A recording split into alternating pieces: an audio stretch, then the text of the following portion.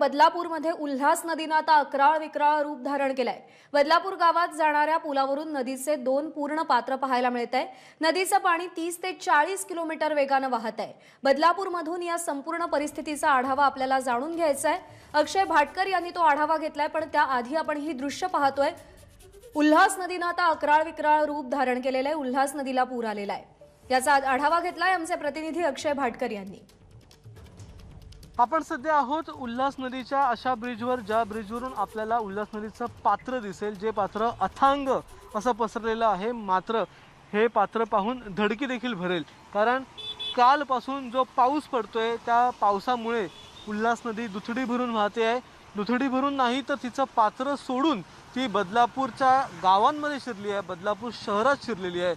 गेल्या अनेक वर्षांपासून उल्हास नदी या ठिकाणी आहे। मात्र गेल्या काही वर्षात जे नवनवीन कन्स्ट्रक्शन या नदीच्या पात्राच्या भोवती झालेले आहेत, त्याच्यामुळे नदीच्या पात्रातलं पाणी शिरायला जागा नाही उरली आणि नदीच्या पात्रात हे कन्स्ट्रक्शन झाल्यामुळे नदी आता पात्र सोडून ही शहरात जायला लागलेली आहे।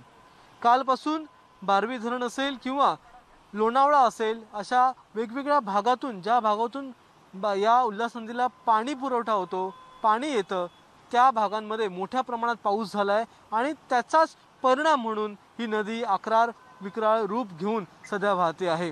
याच नदीमुळे कालपासून बदलापुरातल्या अनेक सोसायटीजमध्ये, अनेक घरांमध्ये, अनेक गावांमध्ये पाणी शिरलं आहे आणि आता देखील हे पाणी खूप वेगाने या ठिकाणी वाहताना आपण पाहू शकतो।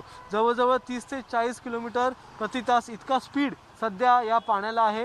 हे पाणी कमी होत नाही आहे। जोपर्यंत या पात्रातलं पाणी कमी होत नाही तोपर्यंत आसपासच्या सोसायटीजमधलं, गावांमधलं पाणी कमी होणार नाही। त्यामुळे सगळेजण हेच आता प्रार्थना करत आहेत की हे पाणी कमी होऊ दे, जेणेकरून आसपासच्या गावातलं आणि शहरातलं जनजीवन हे पुन्हा एकदा सुरळीत होईल।